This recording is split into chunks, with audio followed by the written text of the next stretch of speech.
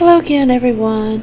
It is still April the 13th, 2021, also the first day of IR 5781 of the Hebrew calendar. So we are starting in the book of Deuteronomy, which is in Hebrew is called Devarim, which means words, and that is spelled with D-B-R-Y-M,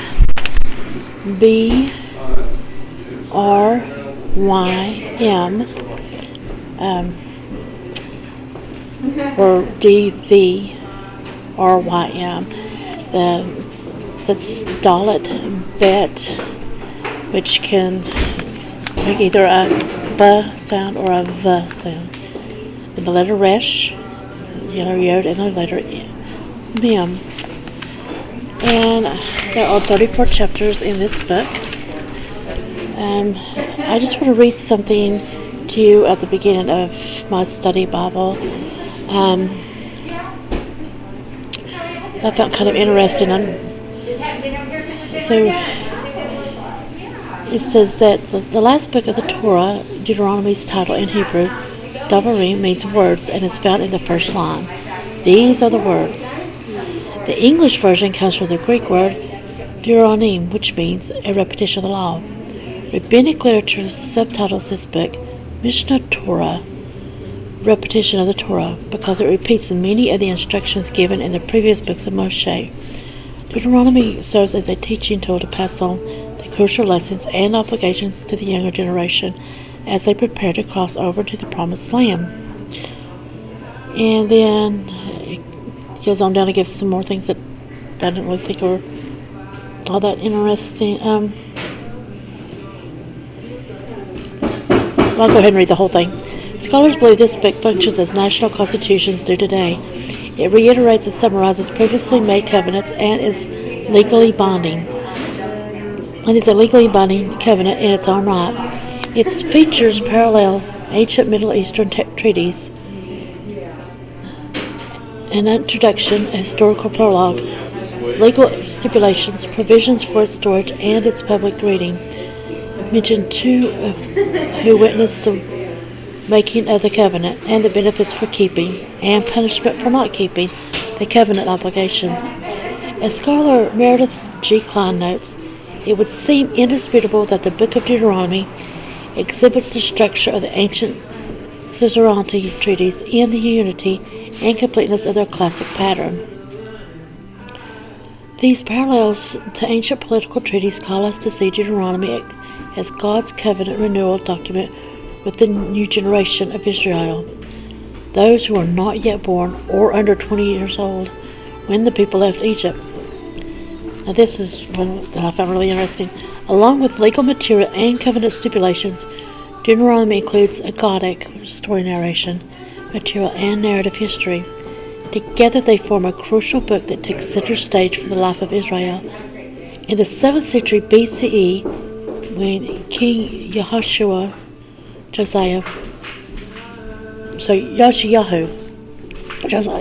initiates a national teshuvah, return to God, in Yehuda and Judah, it is believed he found a lost scroll of the book of Deuteronomy.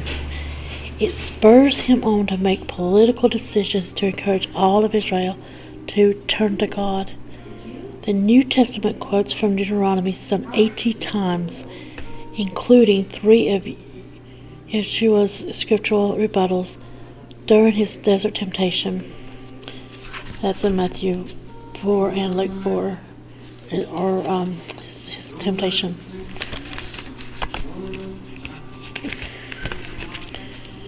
So we are going to start in chapter 1, verse 1.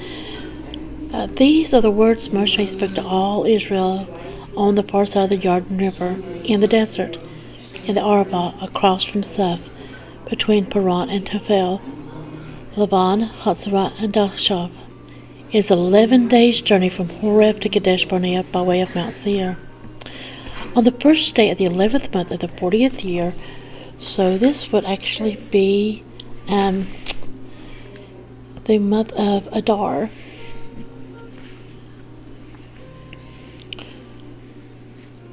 Moshe spoke to the people of Israel everything Adonai had ordered him to tell them. This was after he had defeated Sihon, king of the Amorite, who lived in Heshbon, and Og, king of Bashan, who lived in Ashtaroth, at Edrei. And make a note that he defeated Og. Og is dead. They killed the king of Og. And I'll show you why in just a moment. There, beyond the Jordan, in the land of Moab, Moshe took it upon himself to expound this Torah and said, Adonai spoke to us in Horeb. He said, You have lived long enough by this mountain. Turn and get moving and go to the hill country of the Amorite and all the places near there in the Arava, the hill country, the Shephelah, the Negev, and by the seashore, the land of the Canaanite and the Lebanon, as far as the great river, the Euphrates River. I have set the land before you. Go in and take possession of the land Adonai swore to give to your ancestors Abraham, Yitzhak, and Yaakov, and their descendants after them. At that time I told you, You are too heavy a burden for me to carry alone. Adonai your God has multiplied your numbers, so that there are as many of you today as there are stars in the sky. May Adonai, the God of your ancestors, increase you yet 1,000-fold and bless you, as he has promised you. But you are burdensome, bothersome, and quarrelsome. How can I bear it by myself alone? Pick for yourselves from each of your tribes men who are wise, understanding, and knowledgeable, and I will make them heads over you. You answered me, What you have said would be a good thing for us to do. So I took the heads of your tribes, men wise and knowledgeable, and made them heads over you, leaders in charge of thousands, of hundreds, of fifties, and of tens, and officers tribe by tribe. At that time I commissioned your judges. Hear the cases that arise between your brothers, and judge fairly between a man and his brother, and the foreigner who is with him. You are not to show favoritism when judging, but give equal attention to the small and to the great. No matter how a person presents himself, don't be afraid of him, because the decision is God's. Wouldn't it be great if our leaders and judges actually follow this today? The case that is too hard for you, bring to me, and I will hear it. I also gave you orders at that time concerning all the things you were to do. So we left Horeb and went through all that vast and fearsome desert which you saw on the way to the hill country of the Amorite, as Adonai our God ordered us. And we arrived at Kadesh Barnea. There I said to you, You have come to the hill country of the Amorite, which Adonai our God is giving to us. Look, Adonai your God has placed the land before you. Go up, take possession, as Adonai the God of your ancestors has told you. Don't be afraid. Don't be dismayed. You approached me, every one of you, and said, Let's send men ahead of us to explore the country for us and bring back word concerning what route we should use in going up, and what cities we will encounter, and what the cities we will encounter are like. The idea seemed good to me, so I took 12 of your men, one from each tribe, and they set out, went up into the hills, came to the Eshcol Valley, and reconnoitered it. They took some of the produce of the land and brought it down to us. They also brought back word to us, The land Adonai our God is giving to us is good. But you will not go up. Instead, you rebelled against the order of Adonai your God, and in your tents you complained. It's because Adonai hated us that he has brought us out of the land of Egypt, only to hand us over to the Amorite to destroy us. What sort of place is it that we're heading for? Our brothers made our courage fail when they said, The people are bigger and taller than we are. The cities are great and fortified up to the sky. And finally, we have seen Anakim there. I answered you, Don't be fearful. Don't be afraid of them. Adonai your God, who is going ahead of you, will fight on your behalf. just as he accomplished all those things for you in Egypt before your eyes, and likewise in the desert, where you saw how Adonai your God carried you, like a man carries his child, along the entire way you traveled until you arrived at this place. Yet in this manner you don't trust Adonai your God, even though he went ahead of you, seeking out places for you to pitch your tents and show you which way to go, by fire at night and by a cloud during the day. And aren't we just like that? That things come along and kind of scare us, and we tend to forget that God created everything. He even created these demons. These demons are fallen angels. He created them all. So if he can create them, he can conquer them.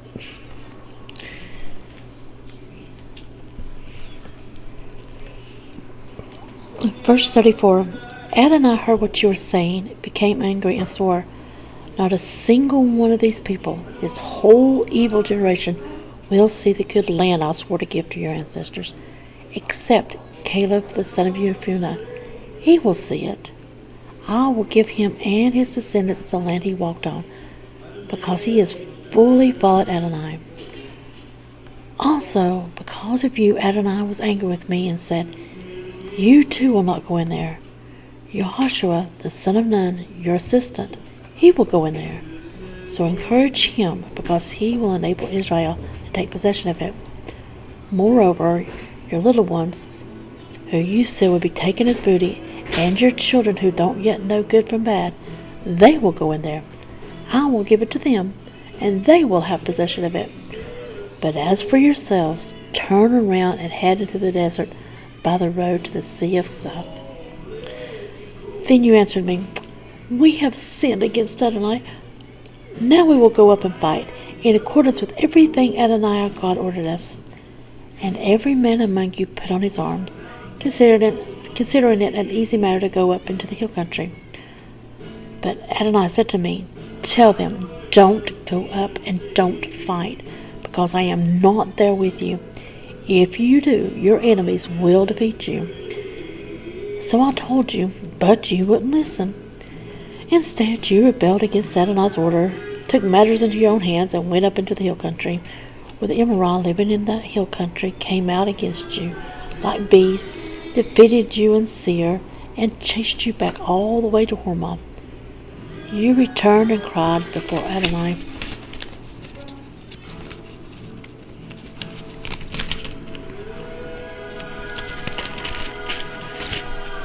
But Adonai neither listened to what you said, nor paid you any attention.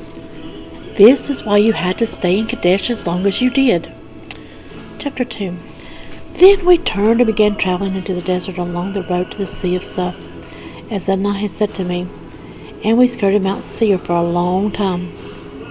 Finally, Adonai said to me, you have been going around this mountain long enough.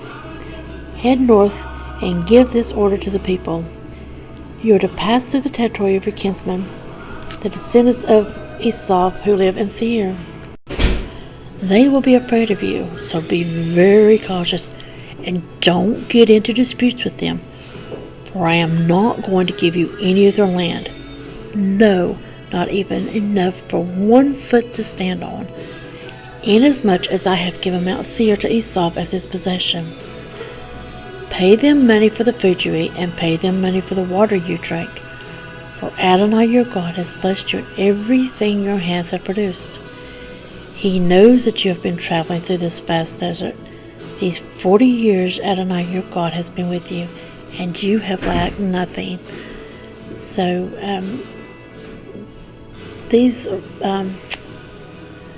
God has given, he promised that he would give these people land and the descendants of Esau, and he's not going to go back on his word. Even though they are now wicked, he's still not going to go back on his word.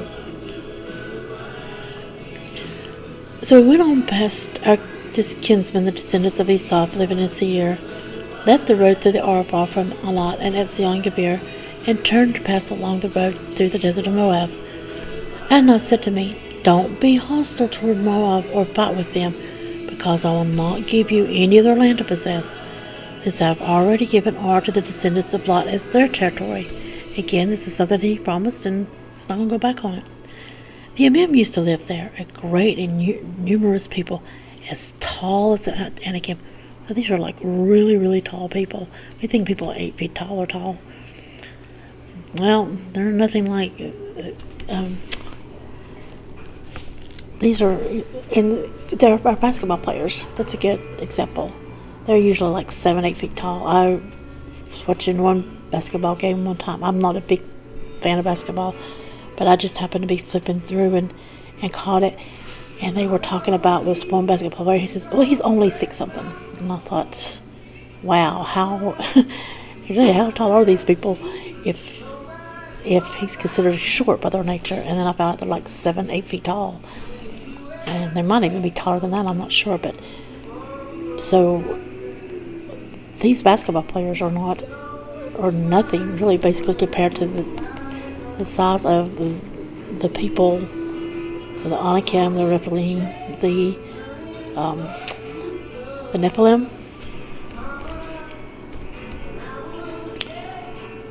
They are also, verse 11, they are also considered Rephaim, as are the Anakim. But the Moabim call them Emim. In Seir the Horim used to live, but the descendants of Esau dispossessed and destroyed them, settling in their place. Israel did similarly in the land it came to possess, which Adonai gave to them. Now get going and cross Vadi Zered. So we crossed Vadi Zered. The time between our leaving Kadesh Barnea and our crossing Vadi Zered was 38 years, until the whole generation of men capable of bearing arms had been eliminated from the camp, as Adonai had sworn they would be. Now, remember, it didn't take them that long to go from Israel, where we know the nation of Israel is now, the land of Canaan, down into Egypt. We even get that from the birth of Yeshua, when they leave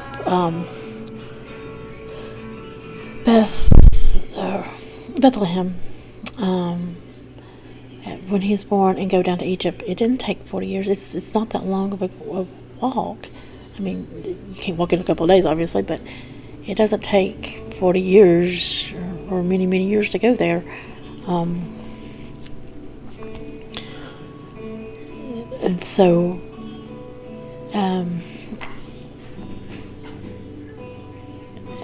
they would have been there a lot sooner. You know, it took longer. You know, their sins made them take that long. Verse 15. Moreover, Adonai's hand was against them to root them out of the camp until the last of them was gone. When all the men who were able to bear arms had died and were no longer part of the people, Adonai said to me, "Today you are to cross the border of Moab at Ar. When you approach the descendants of Ammon, don't bother them or fight with them, for I will not give you any of the territory of the people of Ammon to possess, since I have given it to the descendants of Lot as their territory." This too is considered a land of the Rephaim. Rephaim, whom the Emorah calls Zemzumim, used to live there. They were a large, numerous people, as tall as Anakim. So in other words, they were really tall, and there were a lot of these really, really tall people. But Adonai destroyed them as the people of Ammon advanced and settled in their place, just as he destroyed the Horim as descendants of Esau advanced into Seir and settled in their place, where they live to this day. It was the same with the Avim, who lived in villages as far away as Azah. The Kaphtorim, coming from Kaphtor, destroyed them and settled in their place. Get up, get moving, and cross the Arnon Valley. Here I have put in your hands Sihon the Amorite, king of Heshbon, and his land. Commence the conquest, begin the battle. Today I will start putting the fear and dread of you into all the peoples under heaven, so that the mere mention of your name will make them quake and tremble before you. I sent envoys from the I sent envoys from the Kedemoth Desert to Sihon, king of Heshbon, with a peaceable message. Let me pass through your land. I will keep the road, turning neither right nor left. You will sell me food to eat for money and give me water to drink for money. I only want to pass through. Do as the people of Esau living in Seir and the Moabim living in Ar do with me, until I cross the Jordan into the land Adonai our God is giving us. But Sihon, king of Heshbon, would not let us pass through his territory, because Adonai your God had hardened his spirit and made him stubborn, so that he could hand him over to you, as is the case today. Adonai said to me, See, I have begun handing over Sihon and his territory before you, taking possession of his land. Then Sihon came out against us, he and all his people, to fight at Yahatz. And Adonai our God handed him over to us, so that we defeated him, his sons, and all his people. So the reason why God was wanting to destroy these people was because they were not just like wicked humans, but they were actually the demons, those same spirits that it came before the days before the flood happened.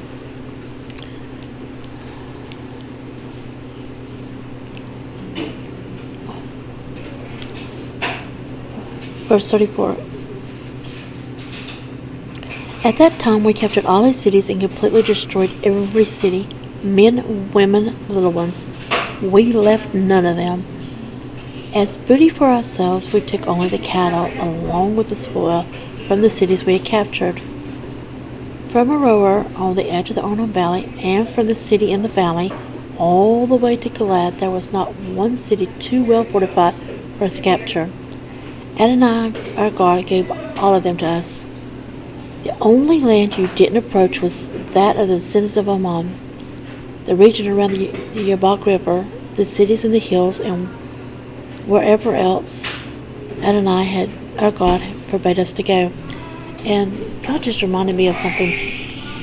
I was watching Mr. Ed last night on YouTube, and it was in season 4, and I believe it was the last episode. If it wasn't the last, it was right near the last. And there was an episode of, it's called Moko, M-O-K-O. And what it is this little cartoon alien from Mars. It comes down as like a little small circle, and he goes into people's ears. And so I go into like one ear, and while he's in there, they will do things that they normally wouldn't do, and he had control of their bodies and what they said. And then when he was done with them, he would come out, and the people would come out the other ear, and people wouldn't remember why they said what they did or what they did. And that's basically what's going on here with these Nephilim, these giants, people, these demons, is that they're getting into these people's bodies and they're controlling them and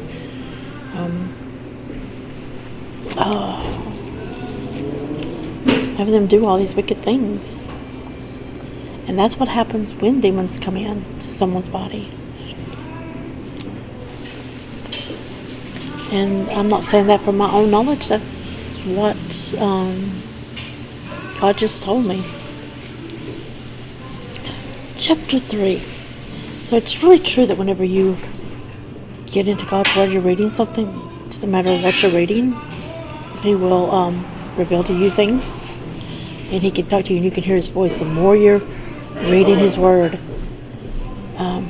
then the more you can hear His voice. Chapter 3, verse 1. Then we turned and went up the road to Bashan, and Og, the king of Bashan, came out against us with all his people to fight at Edrei. Adonai said to me, Don't be afraid of him, for I have handed him, all his people, and his territory over to you. You will do to him as you did to Sihon, king of Amorah, who lived in Heshbon. So Adonai our God also handed over to us Og, the king of Bashan, with all his people, and we defeated him until he had no one left. At that time, we captured all his cities. There was not one city of theirs that we didn't capture. There were 60 cities. All the region of Argob, the kingdom of Og and Bashan. All of them fortified cities with high walls, gates, and bars. Now think about how tall these people are, and that these walls, because your walls and gates they're always taller than what you are. In addition to a great number of unwalled towns, we completely destroyed them, as we did with Sihon, king of Heshbon, annihilating every city, men, women, and little ones. But we took all the livestock, along with the spoil from the cities, as booty for ourselves. At that time we captured the territory of the 2 kings of the Emorites, east of the Jordan, between the Arnon Valley and Mount Hermon. The Hermon, which is Zananim called Sirion, and the Emorite called Sinir, all the cities of the plain, all Gilad and all Bashan, as far as Salcah and Edrei, cities of the kingdom of Og and Bashan. Og, king of Bashan, was the last survivor of the Rephaim. His bed was made of iron. It's because so that meant that he had to be really muscular. If his bed was iron, because if it was wooden or anything else, it wouldn't hold him up. It is still in Rabbah with the people of Ammon. It was 9 cubits long and 4 cubits wide, using a normal cubit, 13.5 by 6 feet. And this is why I was wanting you to write down about Og earlier.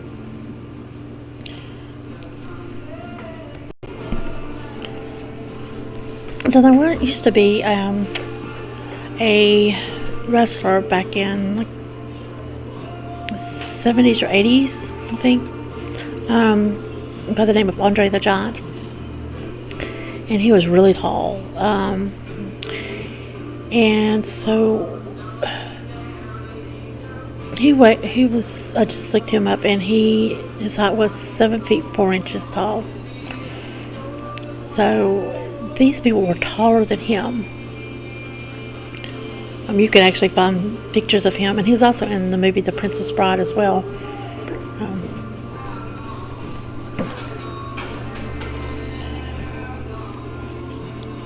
So I think he was almost twice as tall as Andre the Giant. So that's amazing.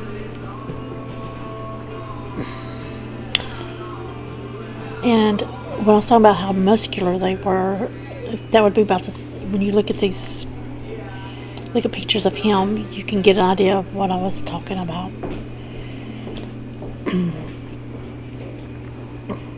Verse 12. Of this land that we took possession of then, I assigned to the Reubenite and the Gadi. The territory extended from Aurora along the Arnon Valley, together with half the hill country of Gilad, including its cities. The rest of Gilad and all Bashan, the kingdom of Og, I gave to the half-tribe of Manasseh.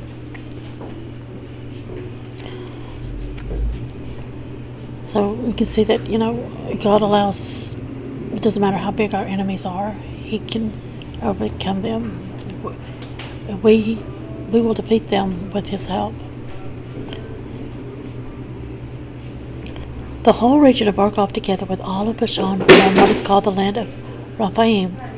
Yair, the son of Manasseh, took all the region of the Argob as far as the border with the Geshuri and the Maacati. He named this whole area, including Bashan, after himself. It remains Habat Yair to this day. I gave Gilad to Mahir, and to the Reubeni and the Gadi I gave the territory from Golan to the Arnon Valley, with the middle of the valley as the border, as far as the Yabok River, which is the border with the people of Ammon. The Arava too, the Jordan and its border from Kinneret to the Sea of the Arava, the Dead Sea, at the foot of the slopes of Pisgah to the east. At that time I gave you this order. Adonai your God has given you this land to possess. But all of you who are fit to fight must cross over, armed, ahead of your brothers, the people of Israel, your wives, your little ones, and your livestock. I know you have much livestock. Will stay in your cities which I have given you, until Adonai allows your brothers to rest, as he has allowed you, and they take possession of the land Adonai your God has given them on the west side of the Jordan. At that point you will return, each man to his own possession which I have given you. Also at that time I gave this order to Yehoshua.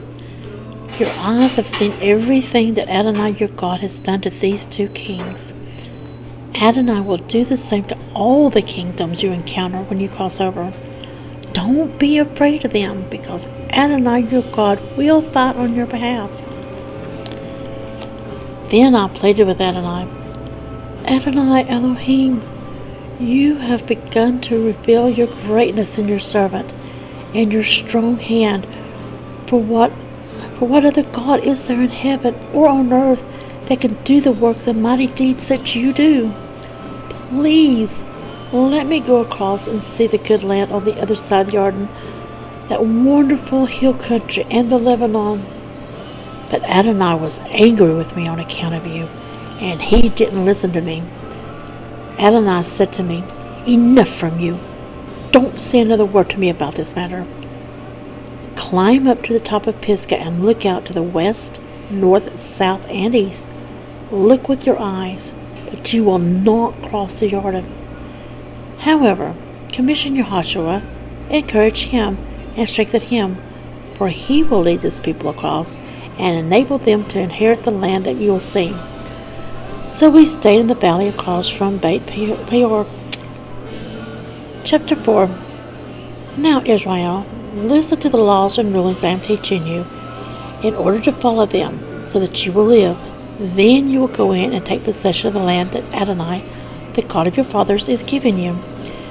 In order to obey the mitzvot of Adonai your God, which I am giving you, do not add to what I am saying, and do not subtract from it.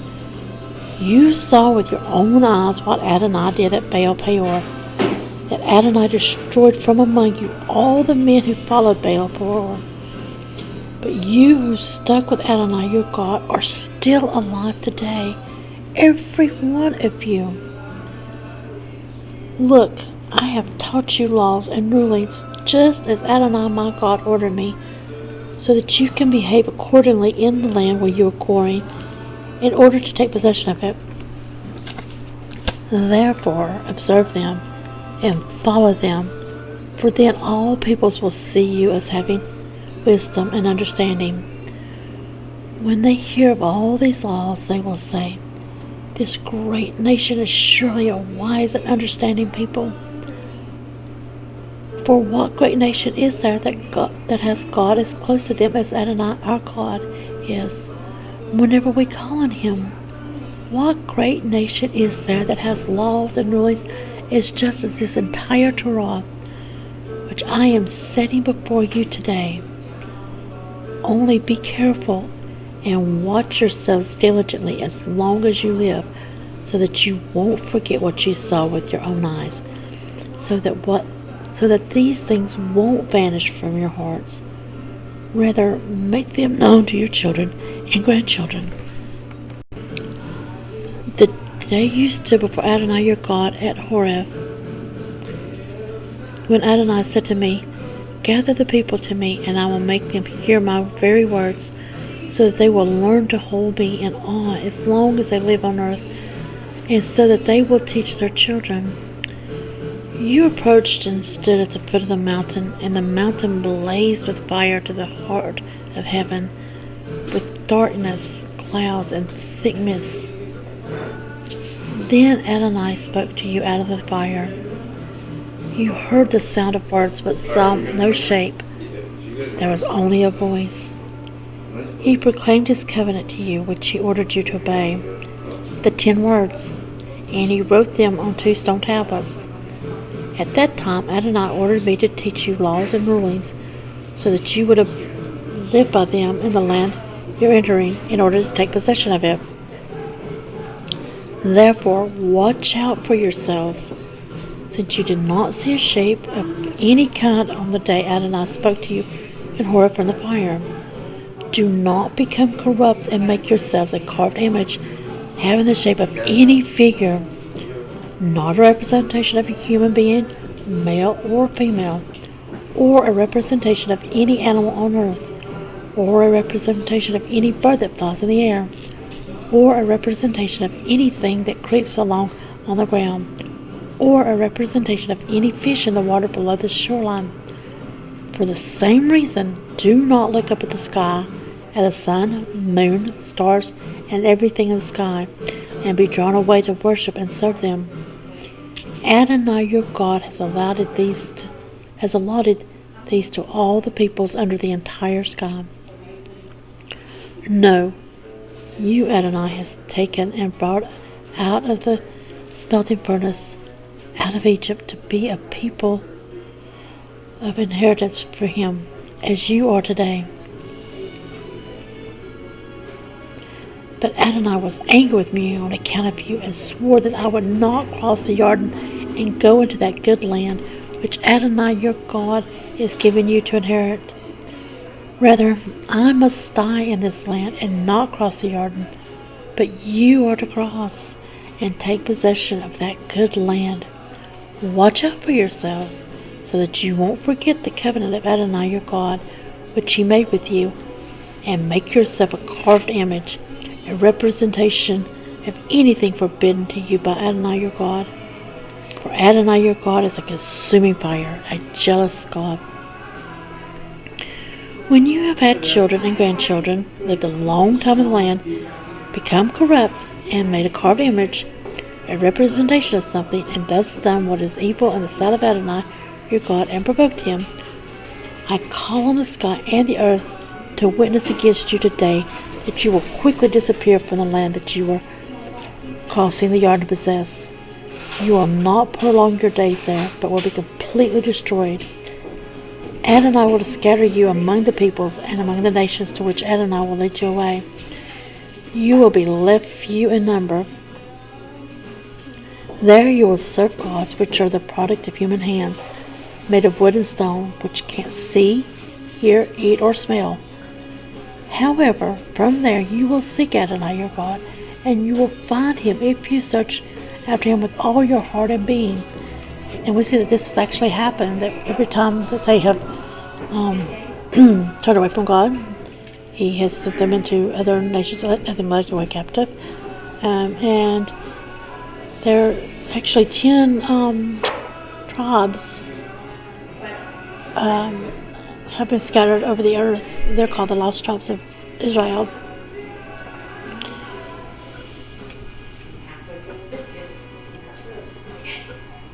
Verse 30.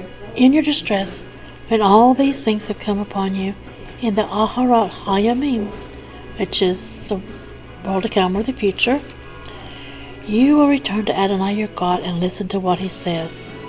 For Adonai your God is a merciful God. He will not fail you, destroy you, or forget the covenant with your ancestors, which he swore to them.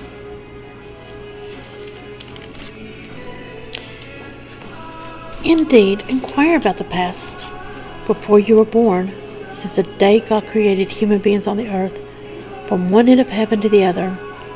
Has there ever been anything as wonderful as this? Has anyone heard anything like it? Did any other people ever hear the voice of God speaking out of a fire, as you have heard, and stay alive? Or has God ever tried to go and take for himself a nation from the very bowels of another nation? So that's what he's done with, take them out of Egypt. So he's talking about by means of ordeals, signs, wonders, war, a mighty hand, an outstretched arm, and great terrors, like all that Adonai your God did for you in Egypt before your very eyes. This was shown to you so that you would know that Adonai is God, and there is no other beside him. From heaven he caused you to hear his voice in order to instruct you, and on earth he caused you to see his great fire, and you heard his very words coming out from the fire. Because he loved your ancestors, chose their descendants after them and brought you out of Egypt with his presence and great power, in order to drive out ahead of you nations greater and stronger than you, so that he could bring you in and give you their land as an inheritance, as is the case today. Know today and establish it in your heart that Adonai is God in heaven above and on earth below. There is no other. And therefore, you are to keep his laws and mitzvot, which I am giving you today, so that it will go well with you and with your children after you, and so that you will prolong your days in the land of Adonai, your God is giving you forever. Then Moshe separated 3 cities on the east side of the Jordan toward the sunrise, to which a killer might flee, that is, someone who kills by mistake a person whom he did not previously hate, and upon fleeing to one of these cities might live there. The cities were Betzer in the desert, in the flatland for the Reuveni, remote in the Gilead for the Gadi, and Golan and Bashan for the Manasseh. This is the Torah which Moshe placed before the people of Israel. These are the instructions, laws, and rulings which Moshe presented to the people of Israel after they had come out of Egypt. Beyond the Jordan River, in the valley across from Beit Peor, in the land of Sihon, king of the Amorite, who lived at Heshbon, whom Moshe and the people of Israel defeated when they came out of Egypt. And they took possession of his land and the land of Og, king of Bashan, the 2 kings of the Amorite, who were beyond the Jordan toward the sunrise, from Aroer on the edge of the Arnon Valley to Mount Sion, that is, Mount Hermon, with all the Arabah beyond the Jordan eastward, all the way to the Dead Sea at the foot of the slopes of Pisgah. So this is the end of our reading for this video. I forgot to mention at the beginning that I am still at PB&J's Cafe in Letcher, North Carolina. And it's still a beautiful day here in the mountains. And I hope that you hit the like, subscribe, and notification bell so that you'll be notified of all future videos. Thank you, and have a wonderful and blessed day. Bye-bye.